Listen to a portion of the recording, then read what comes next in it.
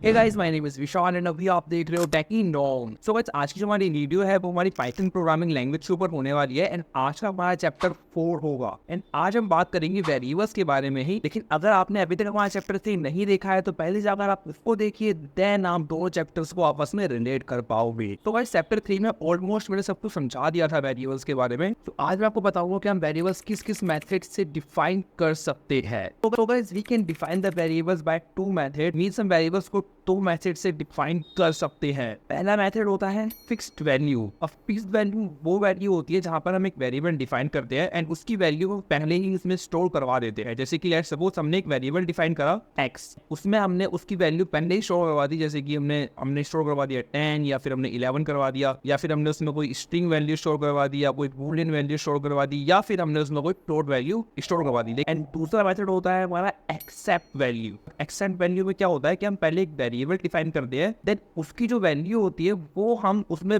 बाद में एंटर करते हैं। ठीक है, अब इसका मैं आपको कुछ एग्जांपल देता हूँ, देन आप उसे अच्छे से समझोगे। सो गाइस, हम अपना जुपिटर ओपन कर लेते हैं। अगर आपको नहीं पता कि जुपिटर ऑन कैसे करते हैं, जुपिटर क्या है, तो आप हमारा चैप्टर 1, चैप्टर 2 एंड चैप्टर 3 देख सकते हो। उसमें मैंने स्टार्टिंग में बताया कि जुपिटर और कैसे करना है एंड जुपिटर होता क्या है। आज मैं नहीं बताऊंगा, आज मैं जस्ट डायरेक्ट ओपन कर लूंगा। तो गाइस, मैं एक न्यू फोल्डर बनाता हूँ पहले एंड इस फोल्डर का नाम रख देता हूँ लेट्स सपोज वेरिएबल 2।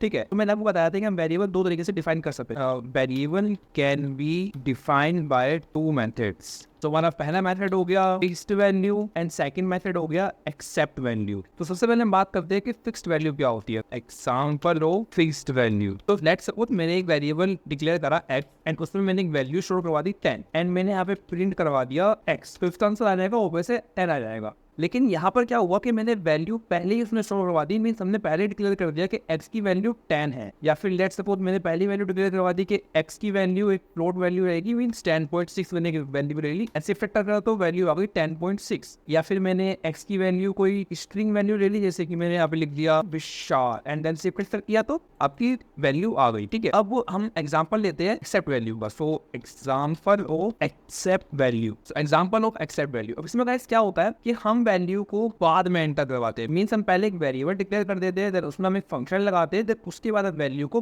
बाद में एंटर करवाते हैं। इसको हम कैसे करते हैं देखिए। तो गाइस, इसके लिए एक फंक्शन हम लगाते हैं जिसको हम बोलते हैं इनपुट एंड उस इनपुट को हम डिनोट करते हैं, वो हम ऐसे ही करते हैं इनपुट एंड देन ब्रैकेट। तो इसे यूज कैसे करते हैं वो देखिए। लेट्स सपोज गाइस हमने एक वेरिएबल लिया x। ठीक है, वेरिएबल को लेना पड़ेगा। अब पहले हम वेरिएबल में एक वैल्यू शो करवा रहे थे पहले 10, लेकिन यहाँ पर हम ऐसा नहीं करेंगे। हम यहाँ पे क्या करेंगे, इनपुट करेंगे देन ब्रैकेट लगाएंगे, देन हम फिर कर देंगे प्रिंट x। देन अब हम शिफ्ट एंटर करेंगे। सो गाइस, आपके पास एक ऐसी एंट्री आ जाएगी, यहाँ पर आप कोई भी वैल्यू डाल सकते हो। लेट्स सपोज मैंने डाल दिया यहाँ पर 10 एंड मैंने करा एंटर, तो देखिए गाइस नीचे प्रिंट हो गया 10। यहाँ पे सिर्फ ऊपर से 10 आ रहा है, मैं चाहूँ थोड़ा अच्छे से लिख के आया। तो यहाँ पर आपको क्या करना है, आपको लगाना है कोटेशंस एंड आप जो भी लिखना चाहो वो लिख सकते हो। जैसे मैंने लिख दिया एंटर द वैल्यू, देन कैसे लगा रही है। अब वैसे देखो क्या होगा, जैसे मैंने वापस से एंटर, देखो थोड़ा सा अच्छे से मतलब लिख के आ रहा है। मीन्स आप कोटेशन के अंदर जो भी लिखोगे वो आपको यहाँ पर लिख के आ जाएगा। अब आप यहाँ पर कुछ भी डालोगे वो एज इट इज नीचे प्रिंट हो जाएगा। जैसे मैंने यहाँ पे डाल दिया 10 तो नीचे 10 प्रिंट हो गया। मैंने यहाँ पे डाल दिया विशाल तो नीचे विशाल प्रिंट हो गया। मैंने यहाँ पे डाल दिया 10 पॉइंट लेट्स सपोज ये, तो नीचे वो वैल्यू प्रिंट हो गई। अब इससे फायदा क्या है, इससे फायदा आपका ये है कि आपको बार बार कोड के अंदर जाकर कोई वैल्यू डिक्लेयर नहीं करनी पड़ेगी। एंड गाइस, मैं आपको एक बात और बता देता हूँ, अगर आप इनपुट फंक्शन यूज करके कोई भी वैल्यू स्टोर करवाते हो तो वो वैल्यू जो सेव होती है वो एक स्ट्रिंग फॉर्मेट में सेव होती है। मीन्स आप उसमें चाहे फिर नंबर इनपुट करवाओ,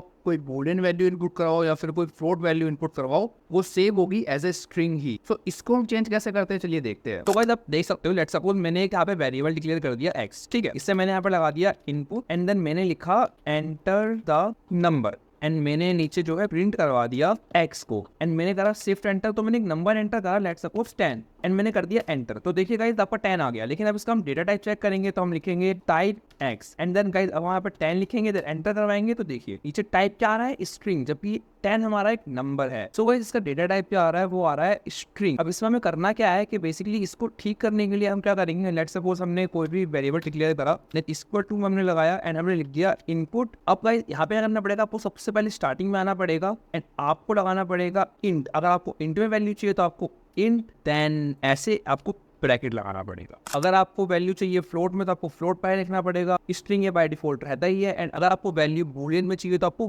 बूल पहले लिखना पड़ेगा। एंड अब हम लिखेंगे यहाँ पे प्रिंट x एंड हमने लिखा टाइप x का, देन हमने कहा शिफ्ट एंटर, हमने डाला 10। तो देखिए गाइस आपकी जो वैल्यू है वो इंटीजर बन गई है। अब गाइस हम दो डिजिट को सम करवाते हैं। अब गाइस लेट्स सपोज मैंने एक वेरिएबल डिक्लेयर करा x एंड मैंने लिखा इनपुट एंड मैंने लिखा enter the first value and यहीं पे मैंने दूसरा जो है एक वेरिएबल ले लिया y एंड यहाँ पे मैंने कर दिया एंटर द सेकंड वैल्यू। ठीक है, अब गाइस नीचे मैंने क्या करा, मैंने करवा दिया प्रिंट x प्लस वाई। आप चाहे प्रिंट के अंदर भी एक्स प्लस वाई ले सकते हो या फिर आप एक वेरिएबल और डिक्लेयर कर सकते हो, देन उसके अंदर एक्स प्लस वाई की वैल्यू डाल सकते हो एंड यहाँ पे आप प्रिंट करवा सकते हो z। सो गाइस मुझे पर्सनली ये वाला मेथड अच्छा लगता है, हर चीज अच्छे से डिफाइन होती है। ठीक है, अब गाइस मैंने यहाँ पे करा शिफ्ट एंटर, तो मैंने फर्स्ट वैल्यू डाली 10 एंड सेकंड वैल्यू डाली 20 एंड मैंने एंटर करा तो आंसर क्या आना चाहिए, आंसर 30 आना चाहिए। लेकिन यहाँ पे इसका जो आंसर आएगा वो कुछ ऐसा आएगा 10 20। क्यों? क्योंकि वो बाय डिफॉल्ट उस वैल्यू को एज ए स्ट्रिंग ले रहा है एंड अगर हम स्ट्रिंग में कोई भी दो चीज जोड़ते हैं तो वो प्लस नहीं होती है, वो कंबाइन होती है। तो यहाँ पर आपका 10 एंड 20 कंबाइन हो गया। लेकिन अगर हम इसे ऐसा ही करें, लेट्स सपोज हमने पूरा कॉपी पेस्ट कर लिया एंड यहाँ पे मैंने कर दिया पेस्ट।